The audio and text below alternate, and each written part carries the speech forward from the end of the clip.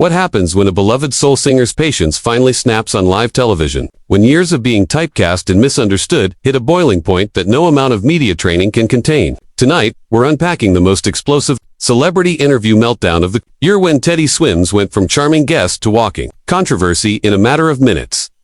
Before we dive into this train wreck of an interview, hit that subscribe button and tell me in the comments what you think really pushed Teddy over the edge. Now, let's get into it. The studio buzzed with its usual live show energy. Teddy Swims had been booked as the feel-good story of the night, fresh off his latest album's success, ready to share his journey from small-town Georgia to global stages. The host, Sarah Martinez, had her research stacked neatly in front of her, but no amount of prep can prepare you for what's really simmering beneath the surface. So, Teddy, your rise has been incredible, Sarah began, her warm smile perfectly practiced. From posting covers in your bedroom to selling out arena zits like a fairy tale come true. Teddy shifted slightly in his chair, tension flickering across his posture. It's been a journey, sure, he said carefully, but I wouldn't call it a fairy tale. Fairy tales don't usually involve sleeping in your car between gigs. Sarah chuckled, missing the edge in his voice. Right, of course, but now you're living the dream, aren't you? The big record deal, the tours, all those fans who can't get enough of that soulful voice.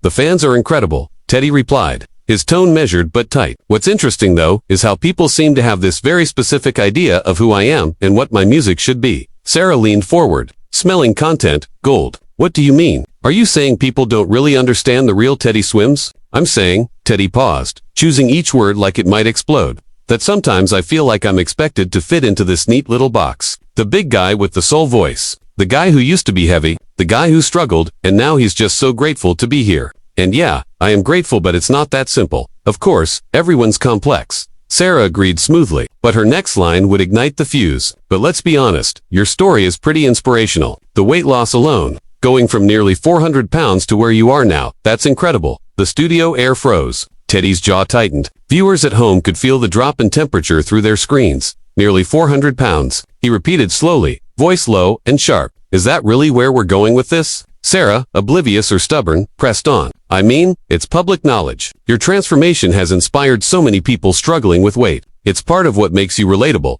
Relatable, Teddy echoed, the word sour on his tongue. So my value as an artist, no, as a human being, comes down to what I used to weigh versus what I weigh now. That's not what I meant, Sarah stammered, but the cracks were spreading too fast. My struggles, Teddy cut in, his voice rising. You know what's a struggle, Sarah? Having every interview, every article, every conversation dragged back to my body. Having people act like my music suddenly matters more, now that I'm not as heavy. Like everything I created before doesn't count.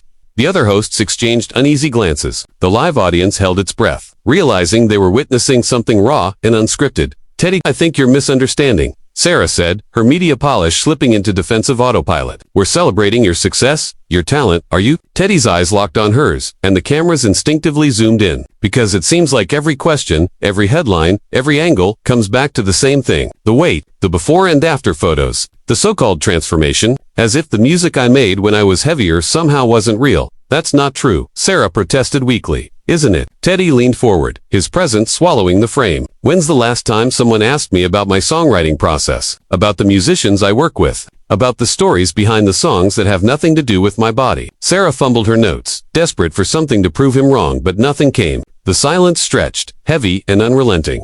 Live on national television. Asterisk, I write about heartbreak, about love, about loss, about hope, Teddy said, his voice gaining fire with every word. I've been making music since I was a kid, long before any cameras cared about my story. But somehow, every conversation, every headline, reduces me to a before and after picture. We're not trying to reduce you to anything, Sarah interjected, but her words hung hollow in the thick, uneasy air. Then why? Teddy's tone dropped to a calm, dangerous stillness. Why was that the very first thing you brought up after asking about my success? Why is it always the first thing? The tension broke wide open. Teddy Swims pushed back from his chair, storming off the project set. Section 2. Sarah's face flushed as control slipped from her hands. Her co-hosts sat frozen, wishing they could vanish into their chairs. But on live television, there was nowhere to hide. Look, I think we're getting off track. Sarah forced a laugh that fooled no one. Let's talk about your music. Your latest single has been climbing the charts. Oh, now we want to talk about the music. Teddy's incredulous tone cut through the silence. After spending the first 10 minutes talking about everything but the music, we were building context. Sarah defended, her polished facade cracking at the edges. Our viewers want to know the person behind the voice. The person behind the voice, Teddy repeated bitterly. You mean the fat guy who got skinny and now sings pretty songs? That's the context you're building. A ripple of discomfort spread through the audience. Maybe we should take a quick break, Mark. One of the co-hosts suggested weakly. No. Teddy lifted a hand, eyes locked on Sarah.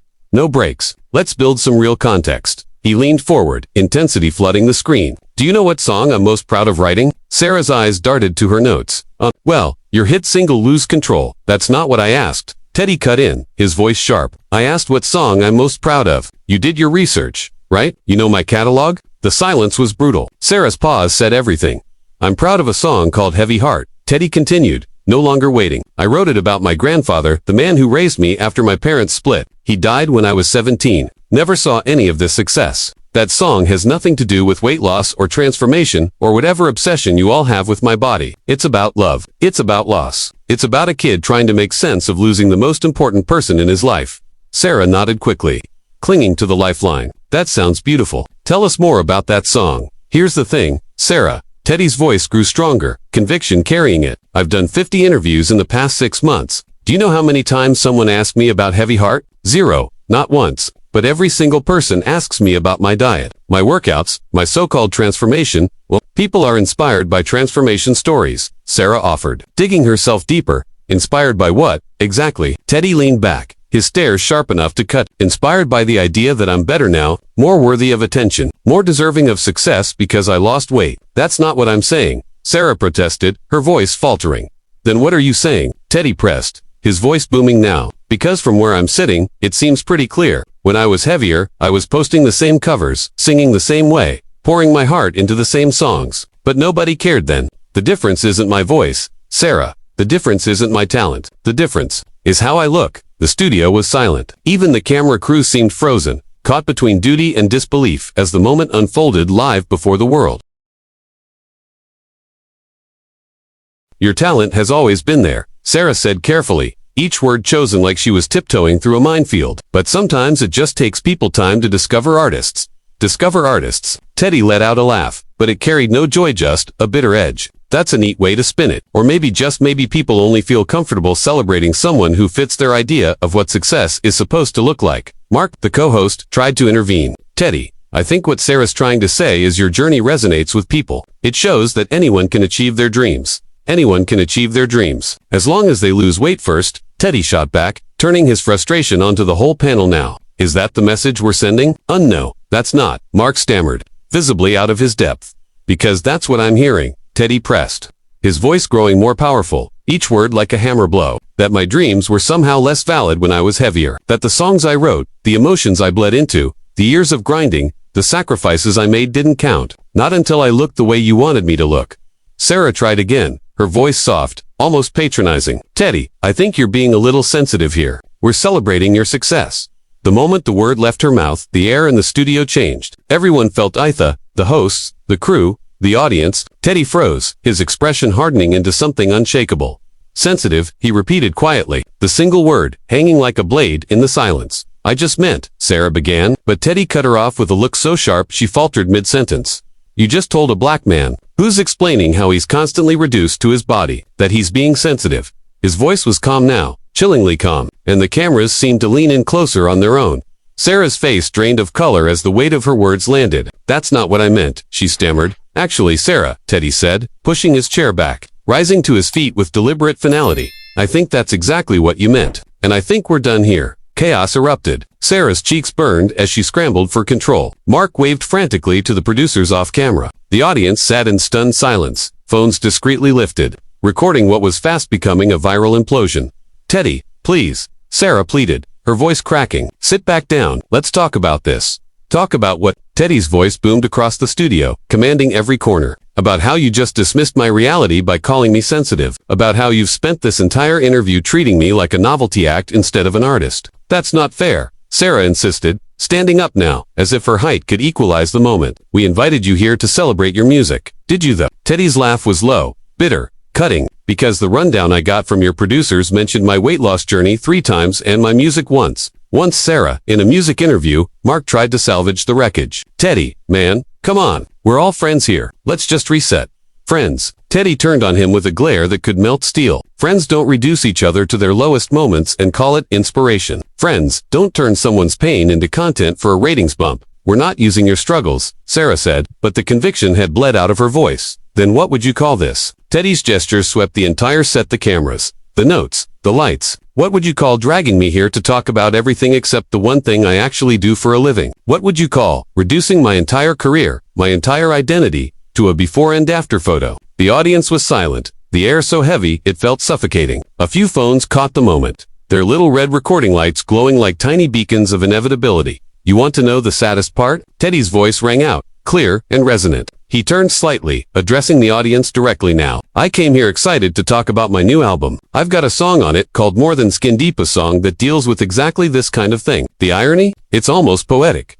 Sarah latched onto it like a lifeline. Well, let's talk about that song. Then, what's it about? Teddy's eyes widened in disbelief. Now you want to talk about my songs, after I had to fight tooth and nail just to get you to acknowledge I'm more than a transformation story. I've always acknowledged that, Sarah replied, but her voice was weak, unconvincing. Have you? Teddy reached into his pocket, pulling out his phone. He held it up to the camera, his hand steady. Because I've got the prep sheet your team sent me. Want me to read it out loud on your own show? Sarah's color drained completely. Mark looked ready to crawl under the desk. Question 1. Teddy read, his voice dripping with sarcasm. Tell us about your incredible weight loss journey. Question 2. How has losing weight changed your confidence on stage? Question 3. What advice do you have for people struggling with body image? He looked up, eyes blazing. Want me to keep going? Those were just potential talking points, Mark said desperately. Question 4. Teddy ignored him, voice like a storm. How does it feel to finally be living your dreams now that you're healthier? Question 5. Take us through a typical day in your new healthy lifestyle. Teddy lowered the phone slightly, his anger steady, controlled. Do you know when the first question about my music shows up? Question 8. And even then, it's not about the music. It's phrased as, how has your transformation influenced your songwriting? The word slammed into the room like a verdict. The studio was suffocatingly still, everyone knowing they were watching a career-defining implosion unfold live. Asterisk, everything comes back to my body, Teddy said, his voice cutting through the silence. Everything comes back to how I look, as if that's the only thing about me worth discussing. Teddy, please, Sarah whispered, almost pleading. Please what? Teddy snapped, his eyes locked on hers. Please pretend this is okay. Please smile and nod while you reduce everything I've worked for into some diet success story. Please act grateful that you're even acknowledging me now that I'm easier for your audience to swallow. The studio was so quiet you could hear the hum of the lights overhead. Teddy's gaze swept across the room host's crew, audience all of them frozen, all of them realizing this wasn't just an interview anymore. You know what the worst part is? Teddy continued, his voice lower now, but sharper, more devastating. I actually believed you when you said you wanted to celebrate my music. I thought maybe, finally, someone wanted a real conversation about the art instead of the packaging. We do want to celebrate your music, Sarah said quickly, desperation creeping into her tone. No, you don't, Teddy replied flatly. You want to celebrate the story you think sells, the story that makes your viewers feel inspired, the story where the fat guy gets skinny and suddenly everything works out. Well, here's some news. Sorry, I was making music before I lost weight. I'm making music after, and I'll still be making music tomorrow, no matter what the scale says. He started toward the edge of the set. His mic still live, every word echoing across living rooms nationwide. My worth as an artist doesn't rise and fall with the numbers on a scale. And if you can't see past my appearance to actually hear what I'm saying, then maybe I was never the right guest for your show. Teddy, wait, Sarah called, panic breaking through her composure. Don't leave like this. Let's have the conversation you want. Teddy paused at the edge of the set, then turned back. Disappointment etched across his face. The conversation I want. Sarah, I've been trying to have that conversation for the last 15 minutes. You're just not listening. I am listening, she insisted, but her eyes darted to the teleprompter, betraying her. Teddy challenged, stepping back toward the center but refusing to sit. He stood tall, commanding the space like it was his stage. Because I've told you again and again, I want to talk about my music, my songwriting, my process, my art, and every single time you drag it back to my body. That's not listening. That's exploitation. Mark tried to step in. Maybe we just got off on the wrong foot. The wrong foot? Teddy's laugh was sharp, cutting. Man, you didn't just get off on the wrong foot, you walked into the wrong building. This isn't a music interview. This is a sideshow dressed up as journalism. The words landed like a punch. Sarah opened her mouth, but nothing came out. Teddy's voice only grew stronger.